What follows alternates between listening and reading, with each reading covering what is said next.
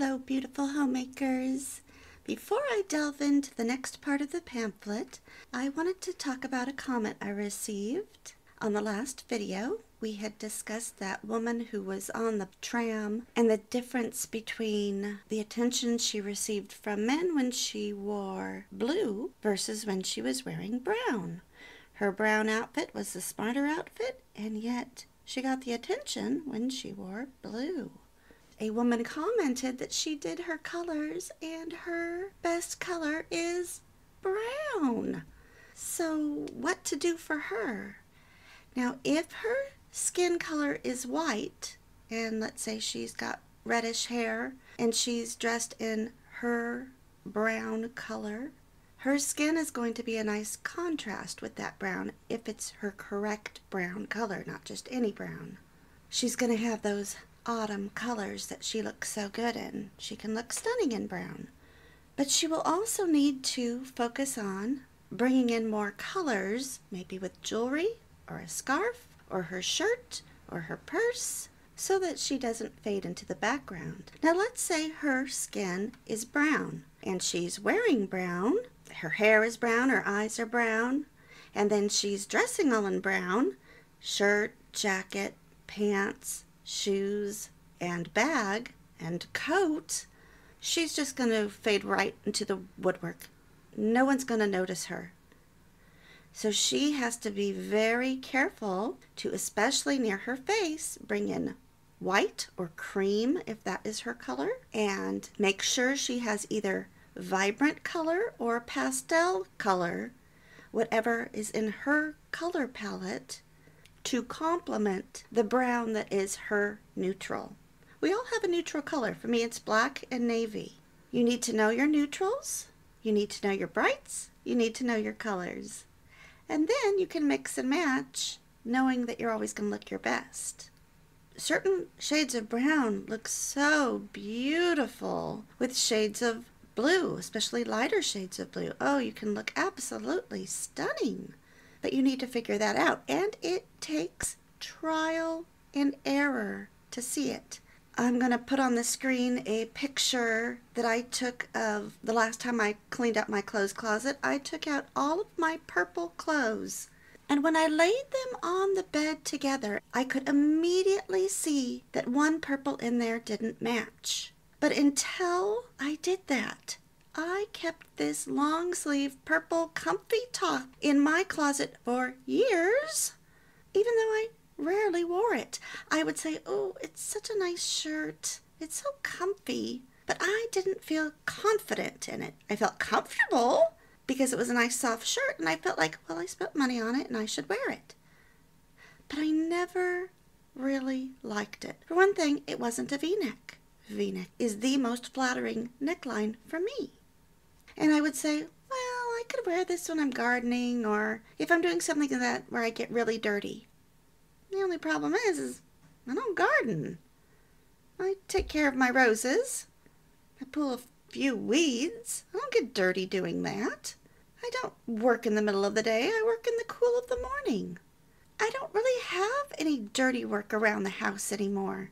When I first moved into this house, I was ripping off wallpaper and painting. I'm not doing that anymore. I'm not getting dirty when I clean, so it was never getting worn. When I put the purple clothes on the bed, I could see the difference. This one top had black mixed into the purple. And I did not ever see it until I watched that video that I told you about, The Art of Color. How she talked about mixing colors where you add black or you add white. And then I could see it. All the other colors had white added into it, and it was bright. But this one had black mixed into it, and it did not look good on me. And then I did my greens. There was one green top that I love, and I still kept it, but it had brown was mixed with this green. I look great in emerald green. Emerald green is my color, not hunter green. A lot of times when you get swatches that you're looking at either on your phone or in person, whether it be fabric swatches or just color swatches on plastic, sometimes you hold it up to a garment and nothing matches perfectly. You're like, oh, I don't know. And that's why it takes trial and error. But eventually, when you persevere and you will make mistakes, you will finally see your correct colors. Last December, when I walked into off Saks Fifth Avenue, I was looking for gifts for someone else, but I saw my perfect purple sweater.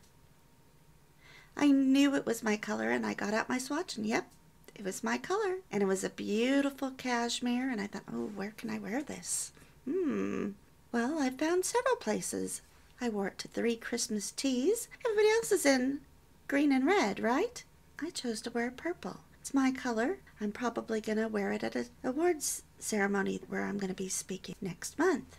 It's my color, so I feel confident in it. And that is the difference.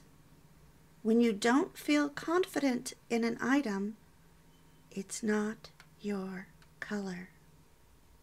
Hopefully you have rearranged your closet by color.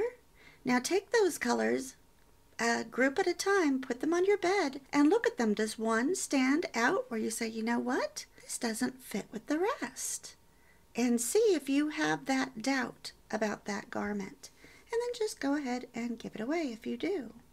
Also, on the back of my handheld plastic swatches that I take with me when I go shopping, I've written my cheat sheet. It's on the back of 11 of these cards, and I have written, no more sleeveless.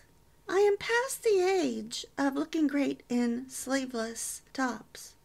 And yet, where I live, it gets quite warm, so I'll wear them around the house. But when I go out, I want to have a little lace jacket, a shrug, to cover my arms a little. And that will elevate my look. And I put, stop buying crew neck sweaters. Don't buy any more shirts with pockets on it. They don't look good. So I've given away all my clothes with pockets on the shirt.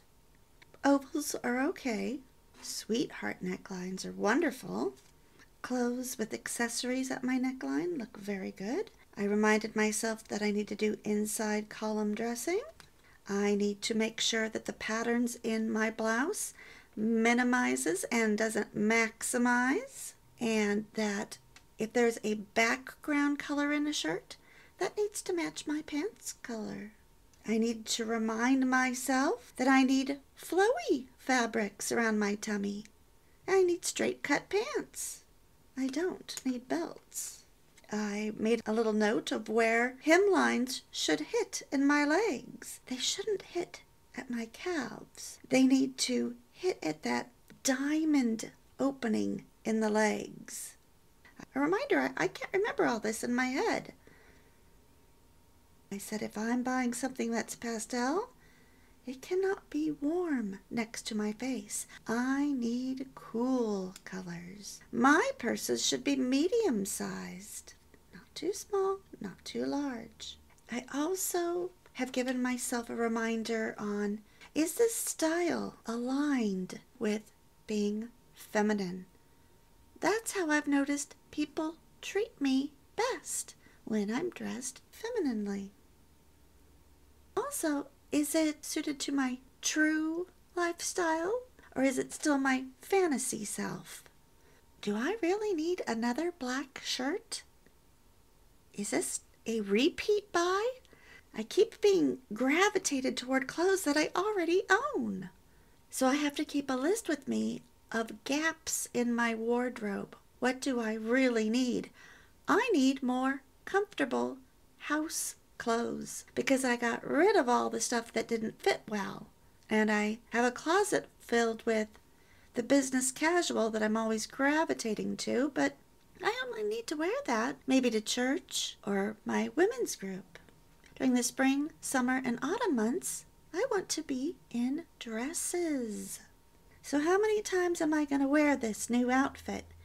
You have to figure out, is this a one-time buy? For instance, I just bought this colonial dress, this Martha Washington dress, because I am going to a colonial luncheon. This is a one-time dress. I am going to be only wearing this once a year if I choose to go back to this luncheon. Therefore, obviously, I did not want to spend a lot of money on it. And you also have to look at clothes that are basic or unique. What is the longevity of this? So when I chose my beautiful black top with the scalloped neckline that can be paired with many different colored cardigans, that was a good buy because it goes with so many different cardigans. But my sweater that I love so much is another scalloped sweater with white piping. But that is more memorable. I can wear it into each of the groups, but probably only once a year. So it was beautiful, but it's timeless in the fact that it is traditional. It won't go out of fashion, but it's so memorable that I'm not going to keep feeling amazing in it. I'm going to become bored with it. I'm going to say, oh, gosh, I know I wore this at the last event. You have to think about, do you love this item? And also, when you're trying something on, does it look good on you from the side? I look fantastic in many dresses and other shirts from the front. I'm very pleased. But then when I turn to the side, it's like, oh, you look like you're about 6 months pregnant. And so I need to have flowy tops that kind of hide that baby weight. I've noticed in the past, dressing rooms used to have mirrors that would help you see an item from the back, the front, and the side. And the majority of places have done away with that. You have to know, do you feel confident in this outfit? Does it elevate your look? Is it masculine or is it feminine? Is it dry clean only? I go ahead and I wash most of my dry clean only garments. I hand wash them and have them drip dry. And that's a pain. Also, if a garment is too expensive, you're cheating yourself. But if it's too cheap, you're also cheating yourself in that it may not have the drape and the comfort level of something a little bit more expensive. So is it too cheap or is it too expensive? You want what's right in between. And like we learned in the art of color, not only do you need to know if it's your color, you need to know if it's your tone. So go back to that purple and that green. Purple and green is my color, but I had two garments that weren't in my tone. They had black and brown added. And I need to ask myself, is my sweater where it hits longer than the fullest part of my tummy? And does it have a loose fit?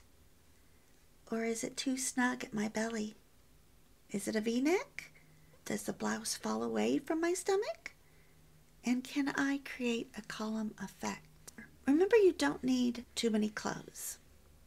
They always say you wear 20% of your clothes 80% of the time. So be sure to give away what doesn't bless your figure and your skin tone. Bless somebody else with it. But if you now find that you need to shop for gaps in your closet, choose a pattern, such as going to TJ Maxx every Friday afternoon. If you have the money to do so, don't go into debt. Don't put things on a credit card. But if you really need to fill in these gaps, the easiest way to do that without any pressure, when you say, I hate shopping, I don't want to go clothes shopping, I hate it. Well, you, my dear, you need to go every single week because you're going to go through the racks and you're just going to look for your color.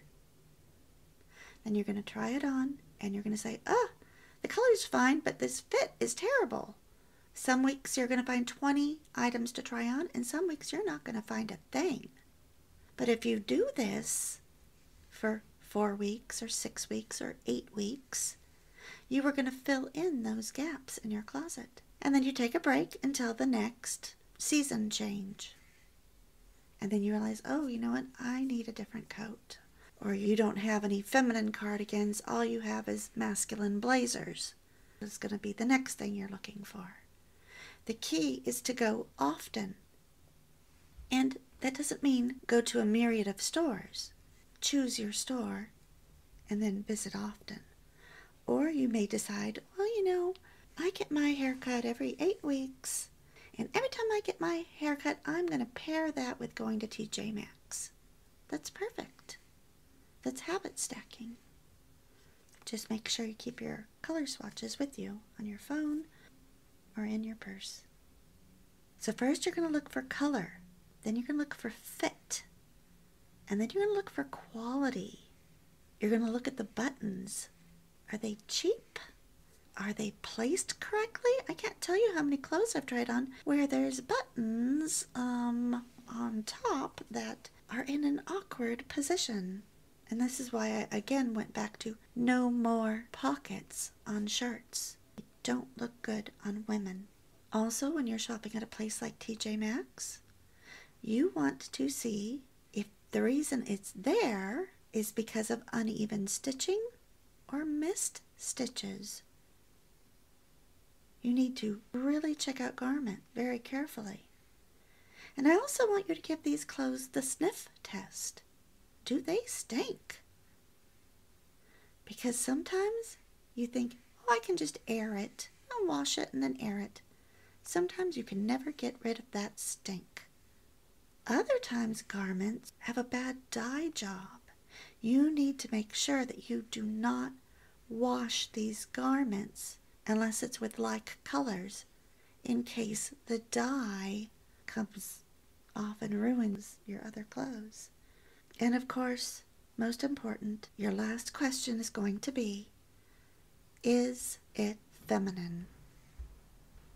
Where will you wear it?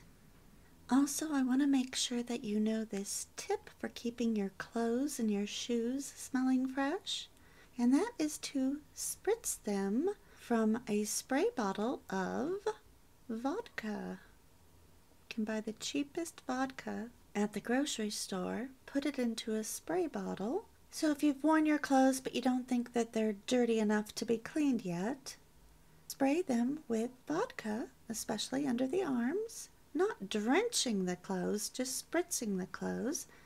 Spray your shoes, let them dry, and then you can hang them back into your closet and bacteria won't grow. That's the only thing alcohol is good for. And if you're trying to lose weight, make sure you do your grocery shopping early in the morning. I have noticed that if I get to the grocery store early and I'm out of the grocery store before 10 a.m., I am not tempted to buy ice cream. I have the self-control to say no. I also have been wearing pants. They still fit, but they're a little bit loose now. And so when I go down that cookie aisle and I pick up some graham crackers, I look at those yummy cookies and I can say, oh, I really want them. But if I get them, I know I'll probably eat the whole package by myself. And then these pants will no longer be loose-fitting, they'll be snug-fitting. Do I want to trade all the effort of losing this weight for this package of cookies? So far, I've been able to say no each time. And when we go down the bread aisle, a friend of mine had said, every time she sees that white bread, she repeats to herself, the whiter the bread, the sooner you're dead. And that's how she avoids non-nutritious white bread.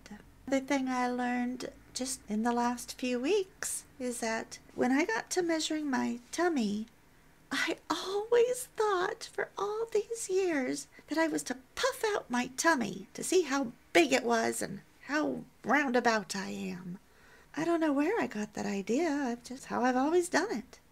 But in one book I was reading, it said when you measure, you hold the muscles of your tummy as tight as you can. You want to press your belly button against your spine, and then you measure. Wow, that is so much more encouraging. And I also realized that exercises my tummy muscles. If throughout the day I am trying to get my belly button to meet my spine, I am exercising my stomach muscles. What else does that do? That helps my posture. And I've been feeling weak, so I have, in addition to our walking, I have started specialized arm exercises that I got from this book that someone gave me called Naked Fitness. Eye-catching title. I Xeroxed the exercises that are best for my body type, made my own little cheat sheet, and I do it every morning. And I didn't have one of those arm exercisers, so I am using a belt from a pair of shorts where this belt has elastic in it, and it is working out perfectly, especially since I don't wear belts. Remember that when you're losing weight, the scale numbers might not change by much, but your body shape will. Don't let the scale get you discouraged. Now, I was just about ready to wrap this video up when I got a comment about the last FW5.6 from Marianne, and she says, "Here's a little story that fits well with your video.